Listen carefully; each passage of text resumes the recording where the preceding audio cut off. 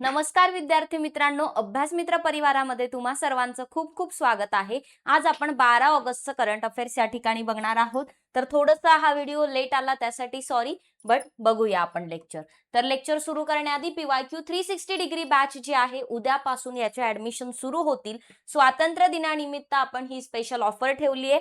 80वा स्वातंत्र्य दिन आहे, त्यामुळे आपण फक्त 80 रुपयामध्ये जी PYQ आहेत कंबाईन गट व गटकचे पूर्व परीक्षेचे डिटेल अनालिसिस सहित व्हिडिओ तुम्हाला या बॅच मध्ये मिळून जातील।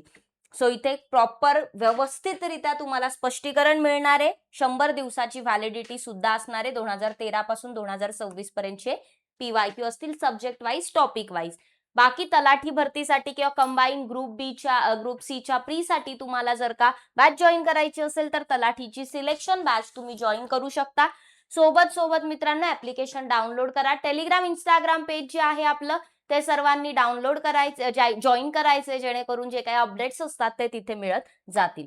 सुरुवात करूया सेशनला। आजचा पहिला प्रश्न आहे, पंतप्रधान नरेंद्र मोदी यांनी ऑगस्ट 2026 मध्ये IIT दिल्ली सोनीपत कॅम्पसमध्ये कोणत्या AI सुपर कम्प्युटिंग सुविधेचं उद्घाटन केलेलं आहे? सो याचं करेक्ट आन्सर आहे परम प्रज्ञा, ऑप्शन नंबर 2। परम प्रज्ञा हे सुपर कम्प्युटिंग AI वाली जी सुविधा आहे, सिस्टम आहे, तर त्याचं उद्घाटन जे आहे ते 8 ऑगस्ट 2026 ला IIT दिल्लीच्या 57व्या दीक्षांत समारंभादरम्यान सोनीपत कॅम्पसमध्ये केलेलं आहे। कोणी केलं तर आपल्या पंतप्रधानांनी त्याचं उद्घाटन केलं।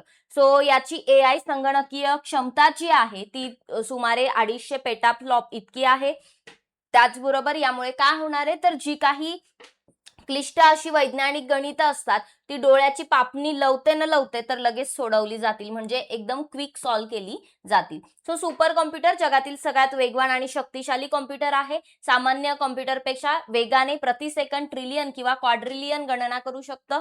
तर भारताचा सध्याचा सर्वात वेगवान सुपर कॉम्प्युटर आहे ऐरावत। कोण? ऐरावत। ठीक आहे, तो पुण्यामध्ये सीडॅक या ठिकाणी स्थापित आहे। सो इम्पॉर्टंट स्टेटमेंट आहे, लक्षात ठेवा। आणि भारताचा पहिला सुपर कॉम्प्युटर परम 8000 हा होता। सो हे दोन्ही स्टेटमेंट इम्पॉर्टंट आहे।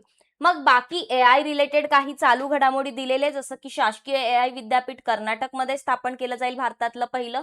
AI सक्षम पक्षी अभयारण्य जे पहिलं ते महाराष्ट्रामध्ये उभारलं जात आहे।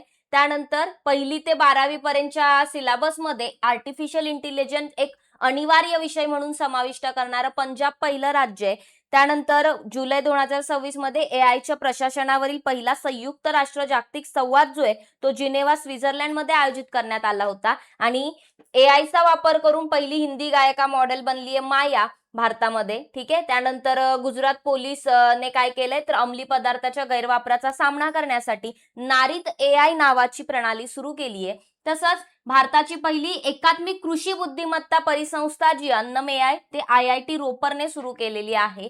आणि केरळम राज्याचा जर आपण विचार केला तर आर्टिफिशियल इंटेलिजन्स पोर्टफोलिओ कॅबिनेट स्तरीय पहिला जो काही राज्य सरकारचा भारताचा पहिला समर्पित कॅबिनेट स्तरीय AI वाला जे काही पोर्टफोलिओ आहे तो केरळ राज्याने सुरू केलेला आहे। नेक्स्ट क्वेश्चन कडे जाऊया। केंद्रीय गृहमंत्री अमित शाह यांनी ऑगस्ट 2026 मध्ये कोणत्या राज्याच्या किंवा केंद्रशासित प्रदेशाच्या पोलीस दलाला प्रतिष्ठेचा राष्ट्रपती रंग निशाण प्रदान केलेला आहे? तर मित्रांनो याचा करेक्ट आन्सर आहे Pondicherry, option number 3। So Pondicherry केंद्रशासित प्रदेश, पुदुचेरी केंद्रशासित प्रदेश जे आहेत तर त्याच्या पोलिसांना प्रतिष्ठेचा प्रेसिडेंट्स कलर हा जो प्रदान आहे तो केलेला आहे। तर जर आपण पाहिलं तर अमित शाह यांनी ते केलं होतं। तर हा सन्मान मिळाल्यानंतर पॉंडिचेरी पोलीस जे आहेत ते सर्वोच्च पुरस्कार मिळवणारे देशातलं 18वं राज्य बनलेलं किंवा केंद्रशासित प्रदेश आणि राज्यांच्या लिस्टमध्ये 18व्या स्थानी आलेलं आहे। मग निशान म्हणून ओळखला जाणारा राष्ट्रपती ध्वज हा भारतातला कुठल्याही लष्करी, पोलीस किंवा सुरक्षा दलाला राष्ट्रासाठी केलेल्या असाधारण सेवा, शौर्य, शिस्त आणि उत्कृष्ट योगदानाबद्दल दिला जाणारा एक सर्वोच्च सन्मान आहे।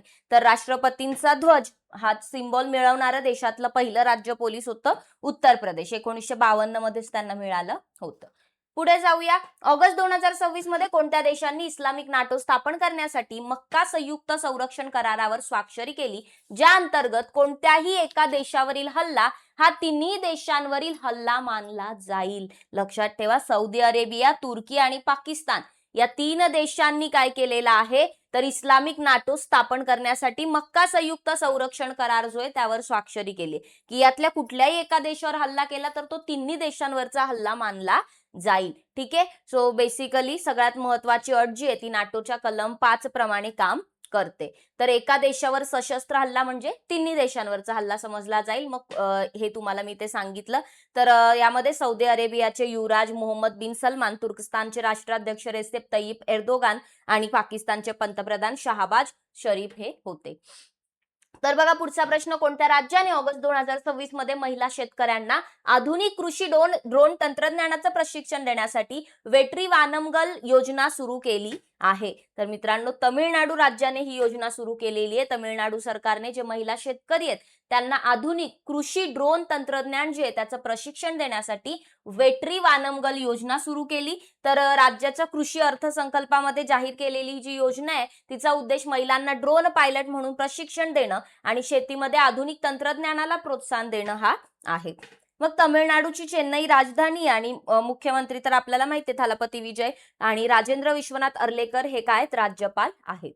नेक्स्ट क्वेश्चन, जागतिक आदिवासी दिन 2026 केव्हा साजरा करण्यात आला? तर मित्रांनो, जागतिक आदिवासी दिन हा 9 ऑगस्टला सेलिब्रेट केला जातो, म्हणून ऑप्शन नंबर 4 हे उत्तर येईल. यावर्षीची थीम होती honouring indigenous midwives safeguarding life and wellbeing. बघा, जर आपण पाहिलं तर जगभरामध्ये जेवढे काही आदिवासी समुदाय आहेत, जेवढ्या कम्युनिटी आहेत, तर त्यांच्या हक्कांचं संरक्षण करणं आणि त्यांच्या संस्कृती योगदानाचा आदर करणं यासाठी हा दिवस साजरा केला जातो. पुढचा प्रश्न, कोणत्या स्पेस टेक स्टार्टअपने भारताचं पहिलं खाजगीरित्या विकसित केलेलं 800 किलो न्यूटन क्षमतेचं फुल flow states combustion rocket engine Everest सादर केलेलं आहे? तर मित्रांनो, ॲस्ट्रोबेस स्पेस टेक्नॉलॉजीजने काय केलेलं आहे, रॉकेट इंजिन जे आहे एव्हरेस्ट ते सादर केलेलं आहे. बघा, बंगळुरूमध्ये स्पेसटेक स्टार्टअप आहे ॲस्ट्रोबेस स्पेस टेक्नॉलॉजीज. तर त्यांनी भारतातलं पहिलं प्रायव्हेटली डेव्हलप केलेलं 800 किलो न्यूटन क्षमतेचं फुल फ्लो स्टेट्स कंबशन रॉकेट जे आहे तर ते इंजिन रॉकेट इंजिन एव्हरेस्ट जे आहे ते सादर केलंय. सो हे जे इंजिन आहे ते लिक्विड ऑक्सिजन आणि लिक्विड मिथेनॉल जे आहे तर यांच्या मिश्रणावरती चालतं. ठीक आहे. आणि याचा पूर्ण प्रवाह ज्वलन जे कंबशन तर ते आपल्याला त्याच्या सायकलवर आधारित आहे आणि हे तंत्रज्ञान जगभरामध्ये स्पेसएक्सच्या स्टारशिपला ऊर्जा देणाऱ्या रॅप्टर इंजिन मध्ये वापरलं जातं. नेक्स्ट क्वेश्चन, सागरी प्रशासन आधुनिक, सोपे आणि पारदर्शक बनवण्यासाठी केंद्रीय मंत्री सर्बानंद सोनोवाल यांनी ऑगस्ट 2026 मध्ये कोणते डिजिटल प्लॅटफॉर्म सुरू केले आहे? तर या प्रश्नाचं करेक्ट उत्तर आहे ई समुद्र. ऑप्शन नंबर 3 हे याचं अगदी बरोबर उत्तर येईल, ई समुद्र. केंद्रीय बंदरे, जहाज बांधणी आणि जलमार्ग मंत्री सर्बानंद सोनोवाल यांनी ऑगस्ट 2026 मध्ये सागरी प्रशासनाला आधुनिक, सोपे आणि पारदर्शक बनवण्यासाठी ई समुद्र नावाचं एक डिजिटल व्यासपीठ सुरू केलेलं आहे. सो जे काही खलाशी आहेत किंवा जहाज वाहतूक कंपन्या आहेत, बंदर आहेत आणि इतर सागरी भागधारक जे आहेत, शेअर होल्डर्स वगैरे, तर त्यांना आवश्यक असलेल्या सगळ्या सेवा जे आहेत त्यांना एकाच डिजिटल विंडो खाली एकत्रित करणं. तसंच या उपक्रमाचं मेन उद्दिष्ट आहे की सागरी क्षेत्रामध्ये जे काही बिझनेस करणे ते थोडं इझी झालं पाहिजे आणि आपल्या खलाशांचं जीवन जे आहे ते सुलभ झालं पाहिजे. पुढे जाऊया, इंडिया इंटरनॅशनल राईस कॉन्फरन्स 2026 ची दुसरी आवृत्ती कुठे आयोजित केली जाईल? तर भारत मंडपम मध्ये नवी दिल्लीमध्ये ही आवृत्ती आयोजित केली जाणार आहे. तर ही 25 ऑक्टोबर म्हणजे 23 ते 25 ऑक्टोबर 2026 च्या दरम्यान ही आवृत्ती असेल. मग ही जी परिषद आहे ती इंडियन राईस एक्सपोर्ट्स फेडरेशन जे आहे तर त्यांच्यातर्फे आयोजित केली जाते आणि भारत आंतरराष्ट्रीय तांदूळ परिषदेची पहिली आवृत्ती जी 2025 मध्ये झाली होती ती पण नवी दिल्लीमध्ये भारत मंडपम या ठिकाणीच आयोजित केली होती. कोणत्या संस्थेने ऑगस्ट 2026 मध्ये जलप्रदूषण आणि विषारी पदार्थ त्वरित शोधण्यासाठी EI नावाचं कमी किमतीचं सुवाह्य ऑप्टिकल सेन्सिंग उपकरण विकसित केले आहे?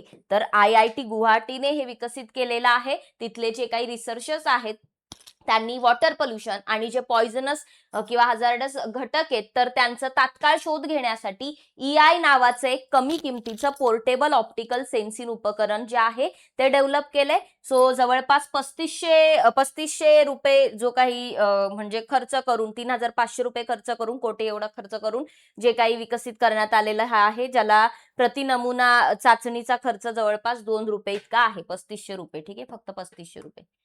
हे उपकरण बियर लॅम्बर्ट नियमावर कार्य करते. बियर लॅम्बर्ट नियम एक स्पेक्ट्रोफोटोमेट्रिक तत्व आहे जे नमुन्यामधील प्रकाश शोषण आणि सांद्रता यांच्यातील संबंध प्रस्थापित करण्यासाठी वापरले जाते. पुढे बघा, केंद्रीय मंत्री सर्बानंद सोनोवाल यांनी ऑगस्ट 2026 मध्ये दुसऱ्या राष्ट्रीय बंदर सुरक्षा परिषदेचं 2026चं उद्घाटन कुठे केलं? ठीक आहे, तर याचं करेक्ट आन्सर आहे न्यू दिल्ली. ठीक आहे, जर आपण पाहिलं तर केंद्रीय मंत्री सर्बानंद सोनोवाल यांनी नवी दिल्ली या ठिकाणी दुसऱ्या राष्ट्रीय बंदर सुरक्षा परिषदेचं उद्घाटन केलं. सो यामध्ये जे काही प्रगत तंत्रज्ञान आहे, एआय झालं किंवा ड्रोन विरोधी सिस्टम झाली, तर याला अजून स्ट्रॉंग करण्यासाठी किंवा सायबर सिक्युरिटी आणि वेगवेगळ्या ज्या काही संस्था आहेत तर त्यामधील चांगलं कोऑर्डिनेशनचा उपयोग करून भारताची सागरी आणि बंदर पायाभूत सुविधा जी आहे ती सुरक्षित करणं हे याचा मुख्य उद्देश आहे. फिलिपिन्स येथे आयोजित 10व्या आशियाई एरोबिक जिम्नॅस्टिक्स चॅम्पियनशिप 2026 मध्ये वरिष्ठ महिलांच्या वैयक्तिक गटात भारतासाठी ऐतिहासिक पहिलं सुवर्ण पदक कोणी जिंकलेलं आहे? तर अरिहा पंगबम हिने हे सुवर्ण पदक जिंकलेलं आहे. फिलिपिन्स मध्ये टागायाटे शहरामध्ये जी आयोजित होती स्पर्धा 10वी आशियाई एरोबिक जिम्नॅस्टिक चॅम्पियनशिप, त्यामध्ये अरिहा पंगबमने वरिष्ठ महिलांच्या वैयक्तिक गटामध्ये गोल्ड मेडल जिंकलं आणि तिने मणिपूरची 22 वर्षीय ही अरिहा पंगबम आहे. तिने जर आपण पाहिलं तर यामध्ये गोल्ड मेडल जिंकणारी ती पहिली भारतीय जिम्नॅस्ट सुद्धा ठरलेली आहे. जुलै 2026 अखेरपर्यंत भारताची जीवाश्म इंधन विरहित आधारित स्थापित वीज निर्मिती क्षमता किती असेल असा प्रश्न आपल्याला इथे विचारलेला आहे. तर बघा, जर आपण पाहिलं तर ही 300 गिगावॅट्स पर्यंत आपण जो माइलस्टोन आहे तो रीच करणार आहोत असं दिलंय की जुलै 2026 पर्यंत. ठीक आहे, आपल्याला इथे जुलै 2026 चं विचारलंय, त्यामुळे 31 जुलै 2026 पर्यंत आपण 300.50 गिगावॅट्स पर्यंत पोहोचणार आहोत आणि देशाच्या एकूण वीज निर्मिती क्षमतेपैकी 54% अधिक वाटा जर आपण पाहिला तर या क्षेत्राचे आहे. यामध्ये 2030 ते 500 गिगावॅट गैर जीवाश्म ऊर्जा क्षमता साध्य करण्याच्या आपल्या टार्गेटपैकी 60% अधिक उद्दिष्ट गाठलेलं आहे. सो जीवाश्म इंधनेतर क्षमतेचा सोर्सेस नुसार जर आपण रिपोर्ट पाहिला तर सौर ऊर्जा जी आहे ती 164.59 गिगावॅट, मग पवन ऊर्जा, त्यानंतर जलविद्युत, मग जैव ऊर्जा आणि अणुऊर्जा कमी. ठीक आहे, सो असं टोटल आपल्याला 300 एकूण गैर जीवाश्म क्षमता बघायला मिळते. पुढे जाऊया. ऑगस्ट 2026 मध्ये भारतातील पारंपरिक आरोग्य पद्धतीचे पद्धतशीर दस्तऐवजीकरण आणि वैज्ञानिक प्रमाणीकरण करण्यासाठी CCRAS या उपक्रमाचे अनावरण कोणी केलेले आहे? तर याचं करेक्ट आन्सर आहे प्रतापराव जाधव. बघा, ऑप्शन नंबर 2 हे करेक्ट उत्तर येईल. केंद्रीय आयुष मंत्री आहेत प्रतापराव जाधव, स्वतंत्र म्हणजे कार्यभार आहे त्यांचा. सो त्यांनी CCRAS या उपक्रमाचं अनावरण केलं. नवी दिल्लीमध्ये Central Council for Research in Ayurvedic सायन्सेसच्या 27व्या नियामक मंडळाच्या बैठकीचं अध्यक्षस्थान भूषवताना त्यांनी या राष्ट्रीय उपक्रमाचा शुभारंभ केलेला आहे. सो भारतामधील स्थानिक आरोग्य परंपरा, लोक औषधोपचार पद्धती आणि पारंपरिक पशुवैद्यकीय ज्ञानाचं पद्धतशीरपणे दस्तऐवजीकरण करणं, मूल्यांकन करणं आणि वैज्ञानिक दृष्ट्या प्रमाणित करणं हे याचं मुख्य उद्दिष्ट आहे. Crawl celebrity and brand valuation report 2025 नुसार 177.9 दशलक्ष अमेरिकी डॉलर्सच्या ब्रँड मूल्यासोबत कोणत्या भारतीय सेलिब्रिटीने अव्वल स्थान पटकावलेलं आहे? तर यामध्ये अव्वल स्थानी आहे Shahrukh Khan. So option number 1 हे करेक्ट उत्तर येईल. Crawl celebrity brand valuation report नुसार 2025च्या रिपोर्ट नुसार शाहरुख खानने 177.9 दशलक्ष US डॉलर्सच्या ब्रँड व्हॅल्यू सोबत पहिलं स्थान मिळवलं. विराट कोहली आणि रणवीर सिंगला मागे टाकून शाहरुख पहिला आलाय. सो यामध्ये शाहरुख फर्स्ट आहे, रणवीर सिंग सेकंड आहे आणि विराट कोहली थर्ड आहे. तर महिला सेलिब्रिटीमध्ये आलिया भट्ट आहे, 93.9 दशलक्ष डॉलर्सची ब्रँड व्हॅल्यू आहे. अव्वल अभिनेत्रींच्या यादीत एकूण 6व्या क्रमांकावरती आहे. ठीक आहे, त्यानंतर नागासाकी दिवस. बघा, 6 ऑगस्टला हिरोशिमा डे असतो. सो अमेरिकेने जे लिटल बॉय बॉम्ब टाकलं होतं सो हिरोशिमा डे. आणि मग नागासाकी कधी असतो? 9 ऑगस्टला नागासाकी दिवस साजरा केला जातो. ऑप्शन नंबर 3 हे करेक्ट उत्तर आहे. सो नागासाकी दिवस 2026 9 ऑगस्टला सेलिब्रेट करण्यात आला. 9 ऑगस्ट 1945 ला अमेरिकेने जपानमधल्या नागासाकी शहरावर जो फॅटमॅन नावाचा, बघा, एक लिटल बॉय हिरोशिमा आणि फॅटमॅन कुठे? तर नागासाकी.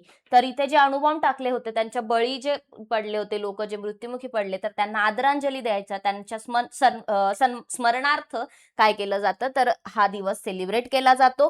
2026 ला विनाशकारी घटनेला 81 वर्ष पूर्ण होतील.